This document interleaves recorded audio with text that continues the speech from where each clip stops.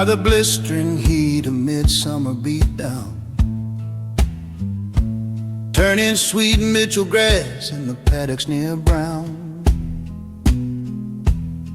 Wild bush creatures sought shade, that's if any be found, amongst the foliage of trees or in holes underground. And the galvanized roof of the homestead below, it just creaked and it groaned, oh so remotely slow, while the woman within carried on with her chores, always checking her child should she wander outdoors. There was so much to do, spite fine dust and parched heat.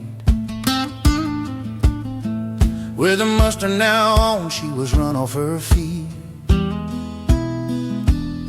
Though at times out of view she could hear her child's play, for the echo of laughter revealed her okay. It was but for a moment she left Madeline, just to check on the bread which was rising and fine, then returned to her ironing, but sensed something wrong, and the feeling which gripped her was ever so strong. Where there once had been laughter from Madeline's play, there existed a silence 'twas clear straight away. And the poor frantic mother now cried out in fear, oh where are you, sweet Madeline, answer me dear. Though her cries filled the air as she looked everywhere, her heart raced neath her breasts as she screamed in despair, till so utterly weak she collapsed to the ground, for her sweet Madeline was nowhere to be found. Her fatigued feminine frame barely heard the refrain of the cattle's loud bellows approaching the lane, while behind them she knew was assistance at last, and her eyes through the dust towards her husband were cast. As he saw her lay there with her face deathly white, he had sensed straight away there was something not right, so he cantered his mare to the spot where she lay, but her small trembling lips found it hard what to say. In his brown brawny arms she found solace from fear. Then she stammered the words, it's our Madeline dear. She has vanished, gone missing, oh where can she be? You must find her, my love, came her desperate plea. With the aid of the stockman they searched high and low, but no clue came to light, there was nothing to show how the child could have vanished without any trace, and it puzzled them all, 'twas a mystery case. With the sun going down they were near out of light, and locating the girl was just nowhere in sight. Then her father declared they would send for old Ned, a black tracker and ringer whose fame was widespread. The old man had a hut on the far side of town. Though a pensioner now, he knew Ned would come down, as he'd worked on the place and he knew the girl well, for the 3-year-old child loved the stories he'd tell.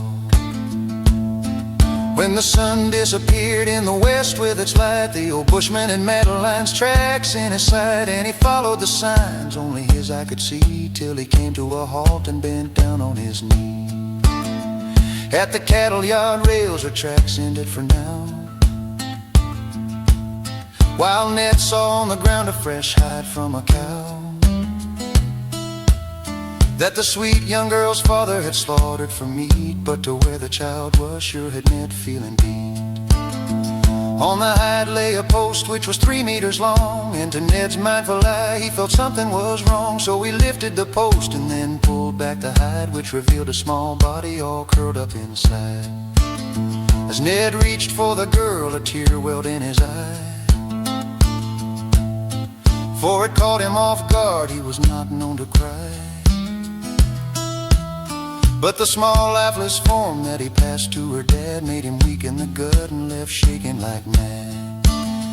At the inquest in town and old Ned by their side, both would hear the sad story of how their child died. It was Ned who'd establish her movements that day, from the last time her mom heard sweet Madeline play. Seemed she'd wandered outside and then out through the gate, to the place by the yard rails where she met her fate. Then the innocent child saw the hide hanging there, and in place she had tugged at the blanket of hair.